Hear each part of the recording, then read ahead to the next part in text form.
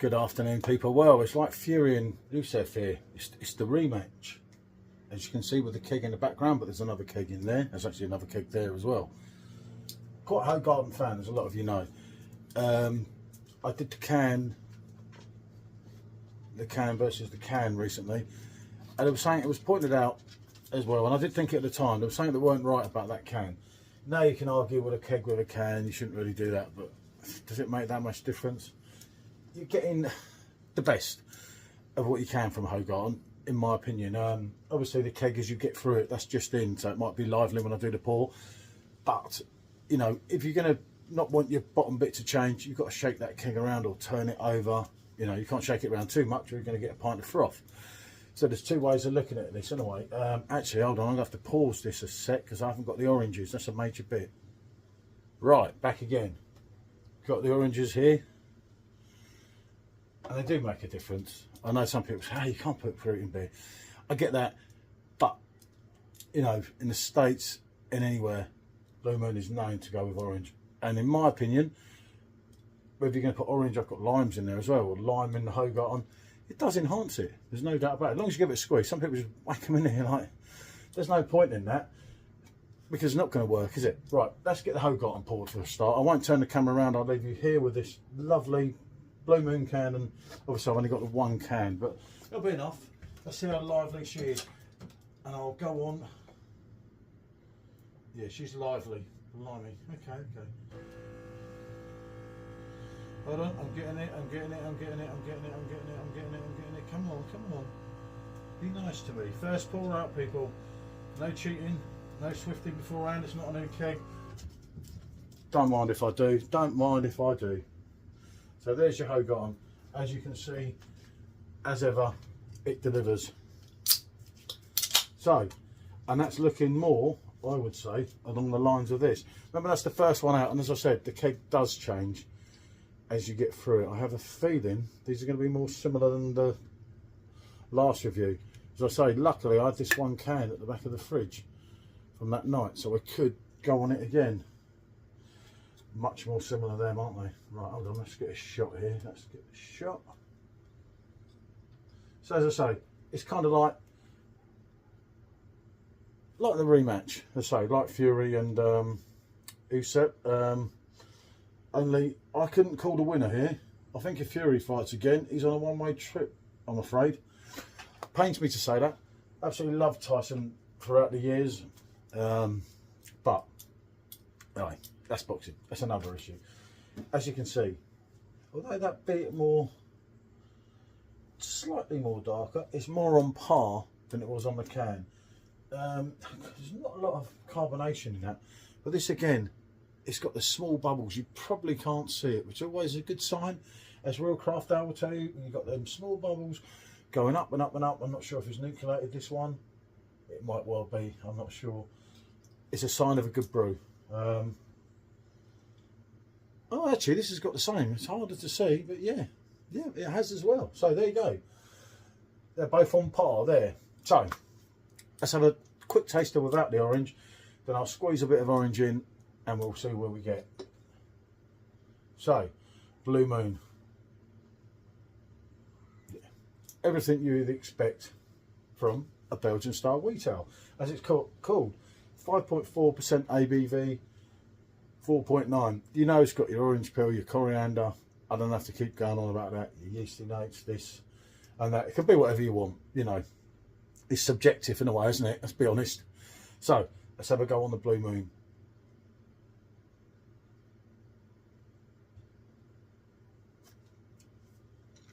Absolutely fantastic drink without the orange. Like I say, when people say there's no beers in the supermarkets to purchase, if you're watching this and you've watched this before, hopefully you're into your wheat beers. When you've got Blue Moon, Hoegaarden, Franziskaner, which is my favourite of course, and Blanc 1664 in a Tesco supermarket, could you really ask for a lot more? Probably not, if I'm being honest. So let's have a go on the old Ho. As you can see, it's lost its head a little bit, but it's one of them things.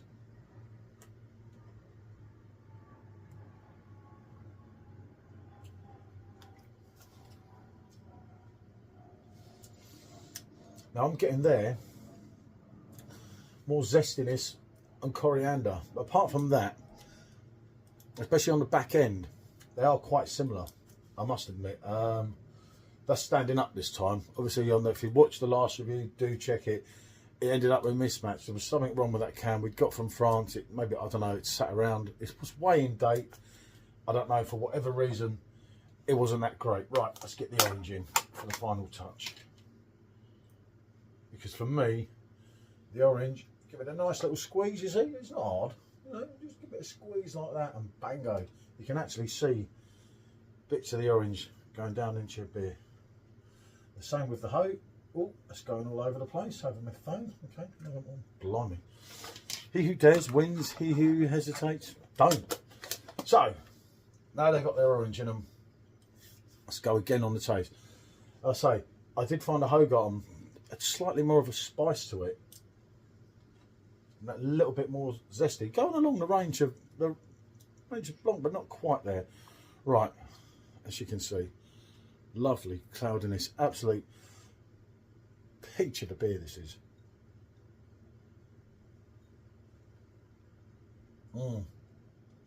Yeah, you are getting that orange on it now, especially more so on the aftertaste. That's absolute cracker of a drink. Right, okay, the head's not looking good, but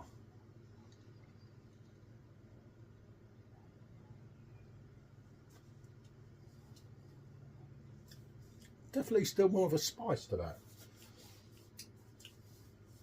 It is definitely more the coriander, you know, at the back end of it. Again, but for me, it's standing up. You know, there's a can standing up against the keg.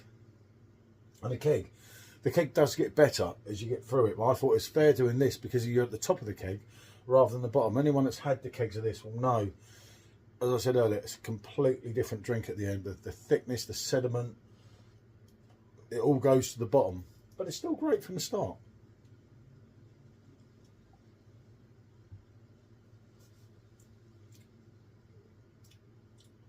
Absolutely lovely. Brewed with white wheat, still cut oaks.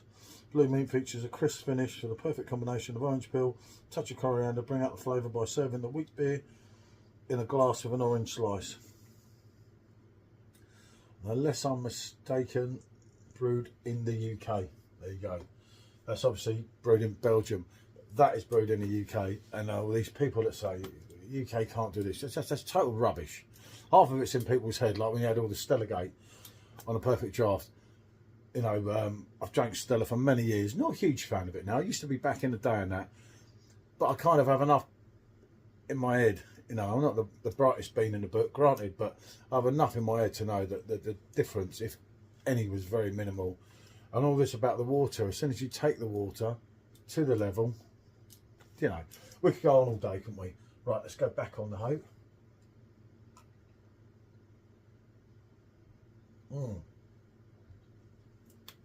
And that again, the sun's out. That is an absolute deliver. The Blue Moon being that 0.5, if you were doing that and sessioning it, could get somewhat messy, couldn't it? Whereas to the hoe, you know what you're getting, you know what it is. God, you're trying to do to me. Sorry. There is no winner on these. I mean, do you want to come and have a taste before? I thought you were having a power nap. No. A bit too much of the old Smirnoff Ice for the boy. Yeah, a few too many Smirnoff Ice for me, everybody. He's been on the Smirnoff. So is this a comparison? Yeah, I was just doing a rematch because of the mismatch. Obviously, I did last weekend. So the Blue Moon, you know what you're getting now. It's a nice enough drink. Let's see the Hoegaarden. Well, they're both on par. I just found, as I said on the video, I found a Hoegaarden somewhat more a spicy. Yeah, the Hoegaarden's got a bit more on it, but I'd say I prefer the Blue Moon. No, see, I couldn't pick if I was choosing one because of the end of the keg and everything. The Hoegaarden's got a bit of an aftertaste to it that I don't quite enjoy. The Blue Moon, it goes down, and that's it. I'd pick the Blue Moon. Well, there you go. If I was picking one, I'd pick the Hoegaarden.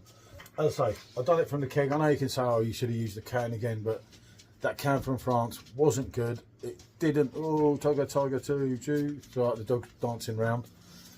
I think he's ready for a beer. Yeah, he needs his Corona Zero. No, I ain't got any for him. Oh, But yeah, I forward the dog, give him Corona Zero, and he thinks he's on it. Clever, mate. Smart move. yeah, shuts him up, don't. If I was choosing one, I'd have to go on a Hoegaarden. I'd have but to take the Blue Moon. as I mentioned earlier, when you got these two beauties, this being in the bottle, that in the can or bottle in Tesco's, you got Frankie, you got Blanc. What more do you want? So, you know, Blue Moon, like Blanc, you'd love to see it on a perfect draft, wouldn't you? Dreams can come true. I'd say Blanc more than Blue Moon. I'd take either again.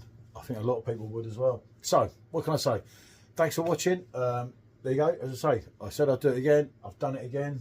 Do feel free to comment. Let us know. Bonjour.